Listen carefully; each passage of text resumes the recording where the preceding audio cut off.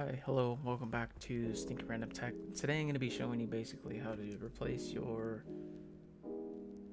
Joy-Con sliders. As you can see, the little metal one that I've already put in, I thought of it as I was putting them in that I'd make a video on it. I've already done, see, as you can see, it won't slide. It won't even go up. So if yours are like sliding off or you just want to replace the plastic ones that you get, these are the plastic ones that are inside. These are the metal ones that I'm going to be putting in today. It's very, very easy to do, but we'll go ahead and get into the video. So basically, make sure you just have a tri-wing, a Phillips small one. I believe this is I will put everything, actually I'll just put everything in the description. Make sure you have some tweezers, different kind of tweezers if you want, spudger. As you can see, this is really, really worn out because I use this one for phones and computers and stuff. But if you buy a kit and they come with like plastic ones, these are really good. Just make sure that they work. You could even use like different types of plastic, to get in and pry things open. You can do that as well. So just make sure that you have 2 of these if you're replacing for both.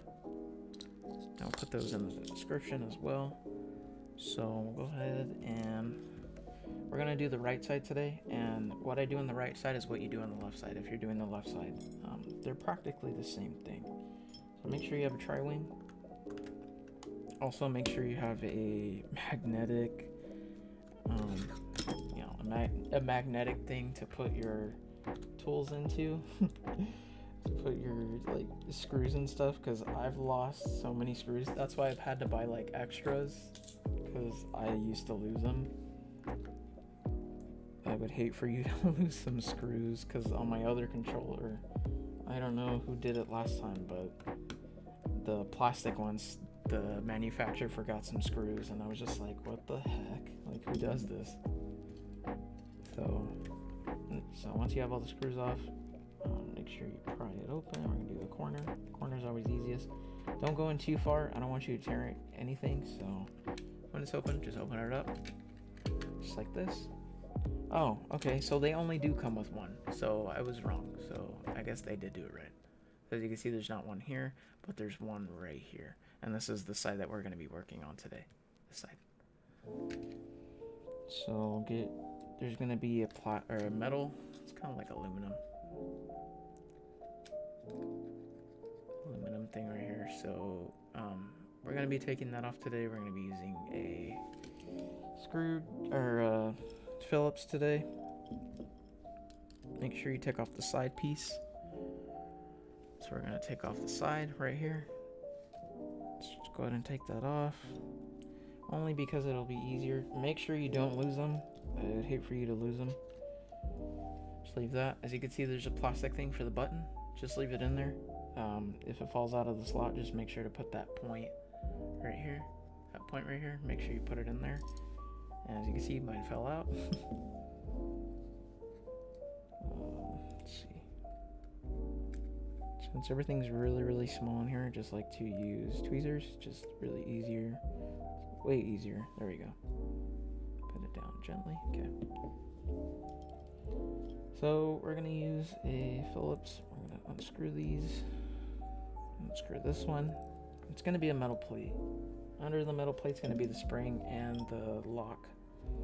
To get this undone, use your tweezers just to lift it a little bit. I know that these are really, really annoying, and I don't know why, but I mean, it's great to have this, to like cover it up, but like at the same time, it's like, why would you make something that is just so hard for me to pry open? Like, I don't want to break it. I've broken so many of these when I've done like other switches. To get my other one. See, and as you can see, I've kind of bent it a little bit. Just try not to bend it too much. Okay. So when you take this out, push it up. So push it up here. Try not to lose that spring. If you, I would hate for you. So just go ahead and grab it out and then pull it out just like that. As you can see, the spring kind of just sits in there, and we're just going to swap it for the metal one. Go ahead and put this in, and we're going to go ahead and put it back in. Just pinch it together, push it in there just like that. Make sure that it's in there all the way. Make sure that it's flat. Make sure the spring isn't crooked, because if the spring is crooked, the chances that the spring won't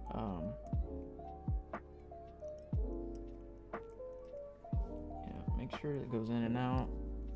Hope don't put your finger over it, because I would hate for you to lose the spring. Okay, we're gonna go ahead and re-put this plate back in. Kind of squeeze them together, because I did, just squeeze it in there.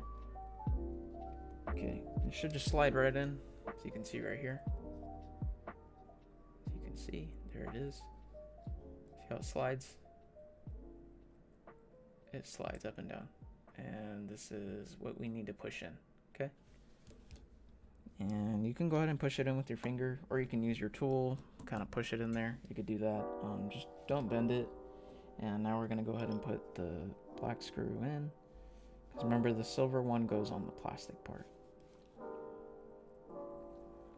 Go ahead and screw. And we're going to add this here. Go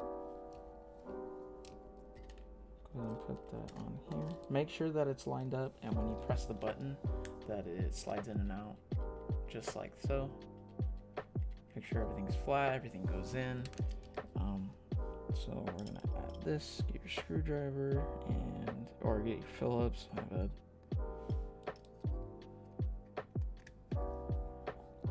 Screw this back in. As you can see, make sure that the button works. If the button gets stuck, undo it, redo it, and then put it back in, and then it should go back to how it should be. And I'm gonna go ahead and test it before I put all the screws back in. Make sure everything's connected, you didn't rip anything out. I'm gonna go ahead and put it back on. I have to look at it from this way. There we go. As you can see, it powers on and everything. So before screwing it in, I'm gonna go ahead and try it. We're both gonna look at it. As you can see, no movement, no nothing. So I really like these metal ones that you can buy. They're way better than these cheap plastic ones that they throw in there. It's their junk after a while, and they just stop working. So they don't even go anywhere. But yeah, so let's just go ahead and screw these back on. I'm gonna use our tri-wing.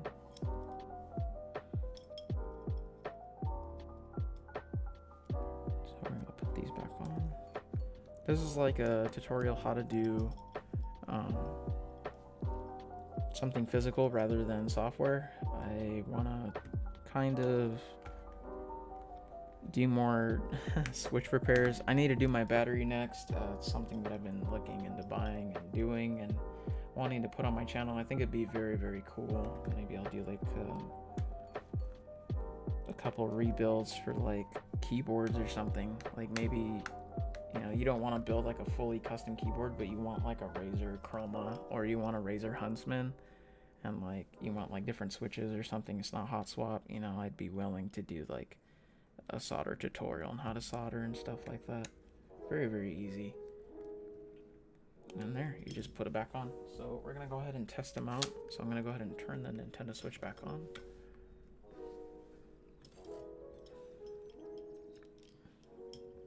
You don't have to turn the switch off. You could if you wanted to. The only thing is that it messes with like the buttons and stuff. So as you can see, it turns on. I just want to make sure that it's fully functional. Let's see if it'll focus. Sorry about the lighting. Maybe it's too bright. Anyway, as you can see that it works. The buttons work, all that. We'll go into settings. Buttons work. So you can see the lock and all that stuff. It just doesn't go up. And you press the button, comes out, and then it still does the click like the Nintendo Switch. But it does not go up. This side doesn't either, and I did this side earlier. But yeah, that's how you do it. Make sure to comment, like, and subscribe, and I really appreciate it. Hopefully I see you guys in the next video. Peace.